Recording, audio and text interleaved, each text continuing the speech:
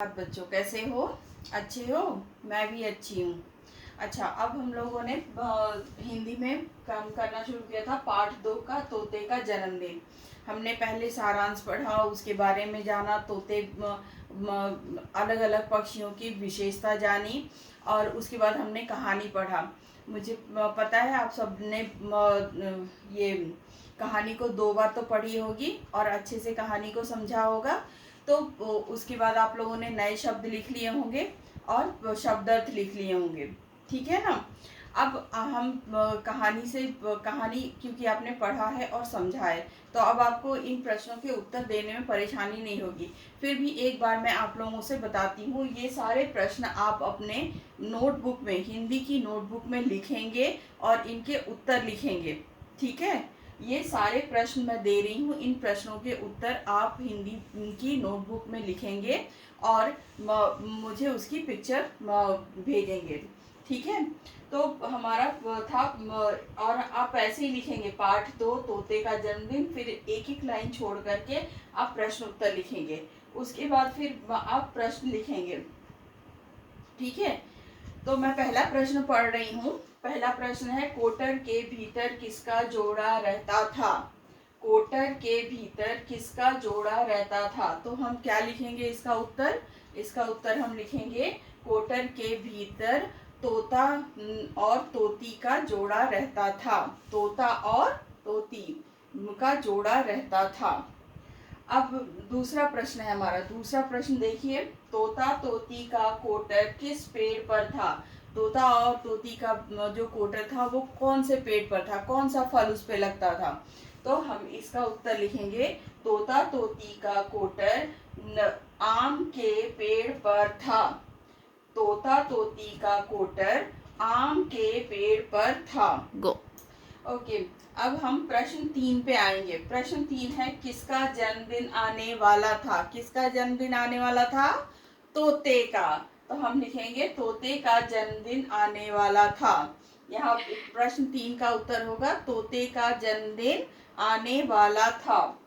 प्रश्न 4 पे आएंगे हम, ठीक है। प्रश्न 4 है, तोते के जन्मदिन पर गाना किसने गाया? तोते के जन्मदिन पर किसने गाना गाया था? कौन सी ऐसी चिड़िया है जिसकी आवाज बहुत मीठी होती है और वो बहुत अच्छा गाती है?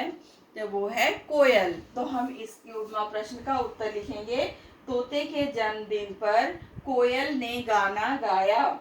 तोते के जन्मदिन पर कोयल ने गाना गाया।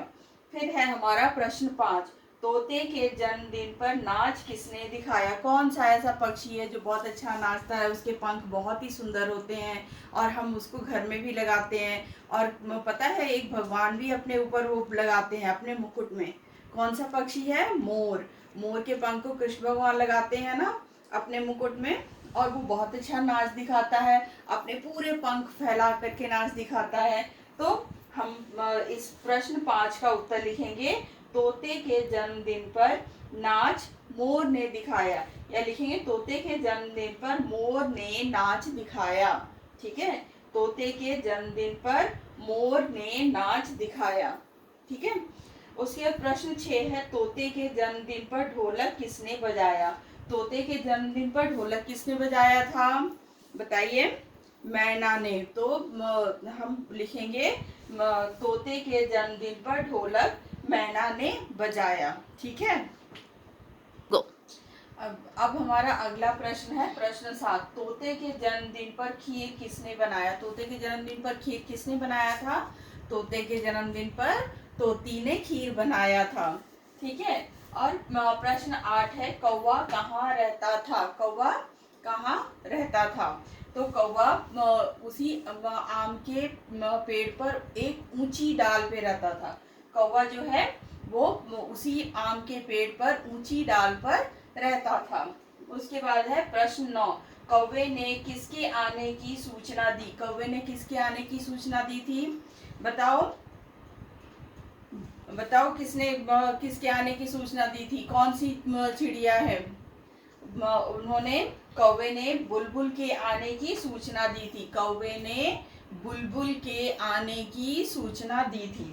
उसके बाद तोता किसे बुला लाया। जब कौवे ने अपनी दोस्ती दिखाई, अपना अच्छा व्यवहार दिखाया, तो तोते ने किसे बुला के लाया, तोता कौवे को बुला के लाया। तो हम तोता किसे बुला कर लाया प्रश्न का के उत्तर में लिखेंगे तोता कौवे को बुला लाया। फिर सबने मस्ती की।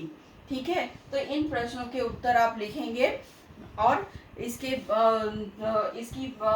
अगर आपको नहीं आता तो आप मेरे से पूछेंगे। ठीक है, नहीं इसमें आप वीडियो को एक बार नहीं 2 बार देखेंगे तो आपको जरूर पता चल जाएगा कि कौन से प्रश्न का क्या उत्तर है। तो आप ये सारे प्रश्नों के उत्तर लिख करके और फिर याद करेंगे। एक अगर आपको नहीं आता तो पहले आप कहानी को फिर से पढ़ेंगे, कहानी को पढ़ के कहानी में से उत्तर को ढूंढेंगे। आप उत्तर को ढूंढेंगे, आपको जरूर मिलेगा। ठीक है, तो इसके साथ ही मैं ये आपका गृह कार्य हो गया। आपके ये जो 10 प्रश्न मैंने दिए हैं ये सारे आपके गृह कार्य हो गए। अच्छे से सुंदर से लिखिए और ऐसे आप यहाँ पे दिनांक लिखेंगे, दिन लिखेंगे, यहाँ पे आप गृह कार्य लिखेंगे, पाठ संख्या लिखेंगे, तोते का जन्मदिन लिखेंगे, प्रश्न उत्तर लिखेंगे, हर प्रश्न को ठीक से लिखेंगे और आप देखेंगे कि ये आपने शब्द जो है वो सही लिखे हैं या नहीं, मात्राएं आपने ठीक से दी हैं या नहीं। ठीक है, तो ये सारा को एक बार आप फिर से देखेंगे कि आपने सही से लिखा है या नहीं लिखा है। जब अगर आपको कहीं भी गलत लगता है तो आप उसको सुधार करेंगे। ठीक है, और आपको कहानी पढ़ना बहुत ज़रूरी है, तो कहानी को पढ़ के और ये उत्तर दीजिएगा। मैंने सारे प्रश्नों के उत्तर दिए हैं आपको, लेकिन फिर भी आपको कहानी एक बार और पढ़नी चाहिए ताकि आपको प्रश्नों के उत्तर और अच्छे से आए। ठीक है, तो चलो स्टे एट होम, घर में रहो और सुरक्षित रहो, जिंदा रहो। ठीक है, साफ सफाई के साथ रहो। कल मिलते हैं।